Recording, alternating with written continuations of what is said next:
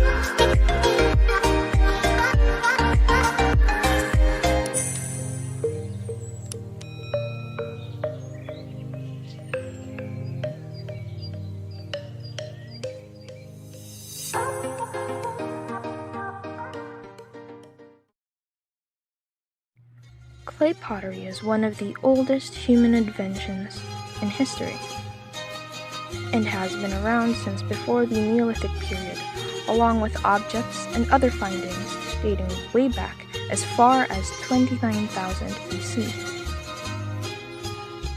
Here in the Philippines, the earliest examples of Philippine pottery discovered in Palawan 1000 BC, with potsherds appearing in Masbate Cave dated way back 1275 BC, indicates a type or style of manufacture still employed among unhispanized tribes of the Cordillera Central. And native Filipinos were said to be creating pottery way back 3,500 years ago, and was used ceramic materials for jars to hold the deceased, and was decorated with anthropomorphic designs, and these were earthenware pots, dated way back to 5 BC. And with today's modern use, local pottery, especially in the northern part of the Philippines, such as Ilocos region, is used as cookingware, containers for drinking, fish sauce, and other delicacies, and as well as plant adornments. And in Manila, pottery has been elevated to the form of art.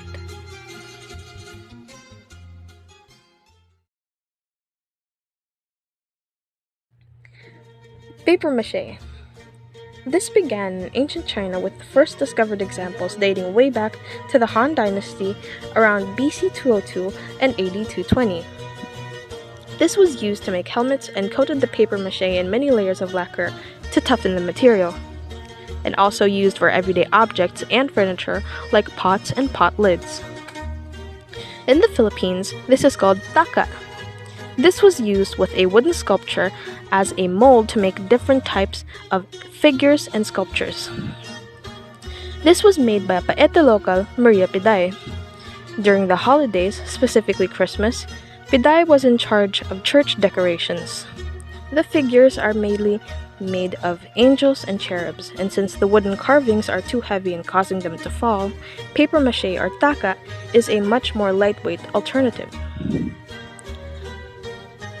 Taka eventually became considered as a folk art and was to local and nearby towns for festivals in the 1970s. Tere Afwang, a knowledgeable practitioner of the art, popularized the craft. With takaan, a wooden sculpture is used as a mold in making taka. Brown craft paper is mainly used as the final layer for the sculpture made for export. This way, it provides a more sturdier base and a smoother appearance on the craft, and this is also painted in the traditional way of painting. A taka is mainly of primary colors and adds simple designs such as flowers and repetitive lines and shapes, as well as gold finish and usually an angel or a reindeer. A huge taka is accomplished by glided paper.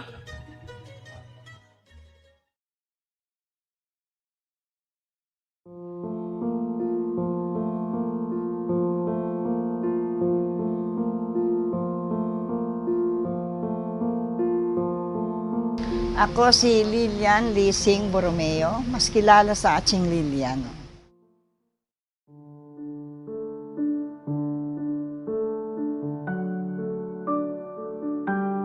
Yung Sanikulas na yan, dinala dito noong 1600 pa. Kasi mga simbahan, ginagamitan ng puting iklog as cement, no? Simento. Ngayon, nagkaroon ng problema. Dito sa Mexico, malaking problema. Kasi yung millions of egg yolks ay nilibing sa isang lugar. Kaya ang ginawa ngayon, tinuruan ng mga kababaihan, ng mga madre, kung paano gagamitin yung pulang iklog na yon. At saka yung first lesson nila ay ang Panecillo de Sanikulas. Iyan ay isang cookies named after San Nicolas Tolentino, said to be the patron saint of bakers. So napapansin niyo po, unti-unti nawala na yung dumidikit sa kamay. So it means po nakuha na natin yung texture na gusto natin para sa dough ng Sanikulas. Ang ingredients nun ay kinukuha lang sa backyard noong unang panahon. That's why kukunti lang ang gumagawa kasi process mong lahat eh. Pero nowadays, bakit wala pa rin gumagawa? Pero andyan na sa mga supermarket ang ingredients natin. Kasi it's a labor of love. Ini isa-isa, walang machine. Hand talaga. It's a labor of love talaga.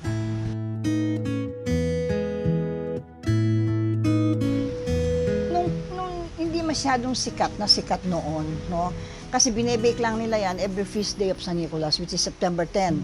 Tapos binibless ng pare, pinamimigay sa mga nagsisimba. Yun lang.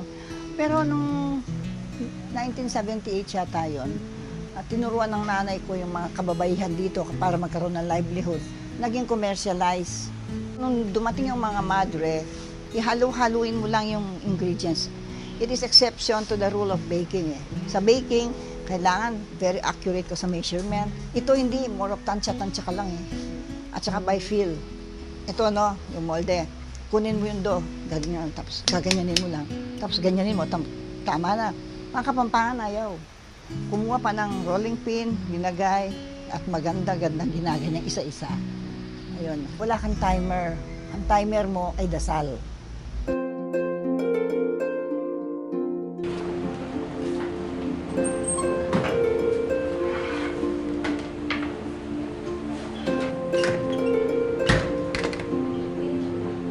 That's why yung Sanikulas namin ginagawa dito, meron siyang love kasi it's labor of love.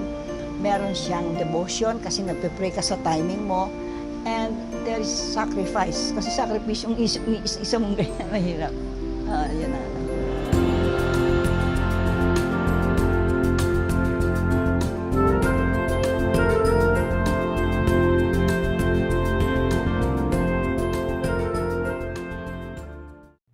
Sanikulas cookies. The Panecillo de Sanikulas, or also known as Sanikulas cookies, were introduced by Augustinian friars. These biscuits were molded with the face or image of Saint Nicolas de Tolentino, the patron saint of children. These cookies were a celebration of Saint Nicholas, an Italian born in the year 1245. These cookies is a buttery shortbread-like cookie made with arrowroot flour, coconut milk, and egg yolks, famously made by Lilian Borromeo of Parian, Mexico, Pampanga.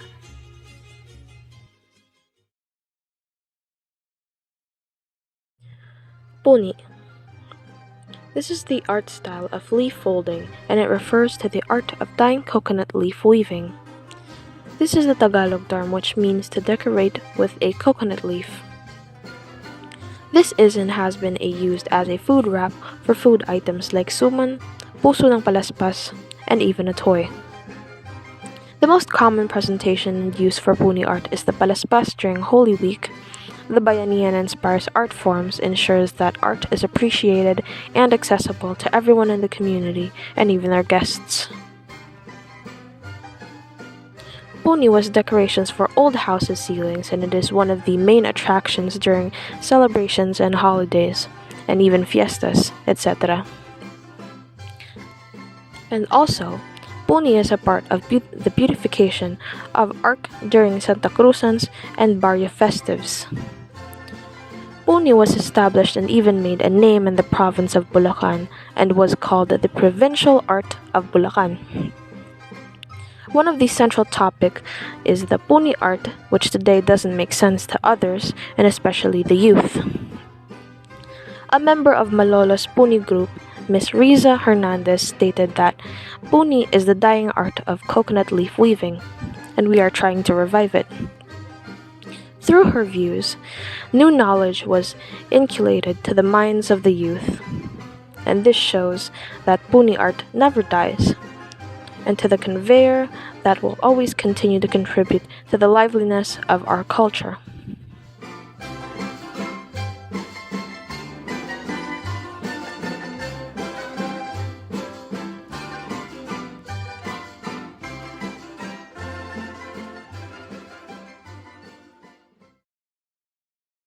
Pabalat, or paper cutting. Paper cutting, or pabalat, in the Philippines, it requires making delicate, detailed, intricate paper cut designing, from wrappers used for pastillas and laminated as bookmarks. Usually created from the material papel de Japon, or Japanese paper. Among the well-known practitioners of this art are San Miguel residents Nene Luz Ocampo and her daughter, Nati Ocampo Castro. The origin of the art is vague, although according to Luz Ocampo, the art form may have been derived from Chinese paper cutting brought by Chinese merchants.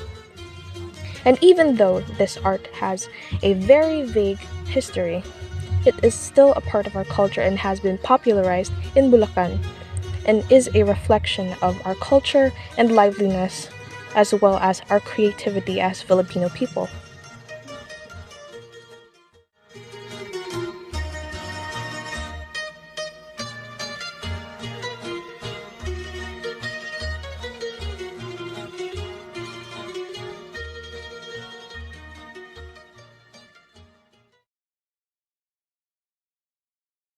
Hi guys! Gumawa at nag-decorate tayo ng coin bank out of bamboo. Napakasimple lang ang proseso. Please watch until the end. Baka interesado kayong gumawa din ng para sa inyo. Para sa demo, ginamit natin itong kawayang matagal nang nakaimbak sa studio. Lagare at sander lang, ready na for painting or decorating ang ating coin bank. Pagkatapos nating i-cut at linisan ng coin bank, nag-apply tayo ng primer. Para sa ating base coat, nag-mix tayo ng 1 part red at 2 parts navy blue acrylic paints to get deep purple. Tsaka in-apply sa substrate o surface. Next, naglagay tayo ng gold leaf. Medyo matagal at messy ang step na to. Meron tayong ibang videos about gilding o paglagay ng gold leaf. Please check them out. And we're done. Here's a close-up. Salamat ulit sa pakikinig at panonood. Bye! Now we are down to the beautiful art of Sinkaban. This art originated in Bulacan. Sinkaban is referred to as Sining at Kalinangan ng Bulacan, or Art and Culture of Bulacan. This art is celebrated by its beautifully intricate and detailed designs through bamboo arches and adds to the beautification of the streets and churches to where it's celebrated.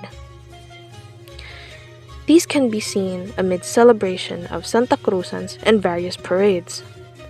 The festival of this art style first emerged in 1986 by former Governor Roberto Pagtanganan and took its current name that started in 1997. Sinkaban is one of the most traditional and as well as the oldest use of bamboo in Bulacan. The acknowledged professional and has mastered this craft, Francisco Eligio, and most popularly known as Mangkiko. This process involves properly shaving off a bamboo layer by layer to create a thin and delicate strands of bamboo and creating a magnificent designs with the material.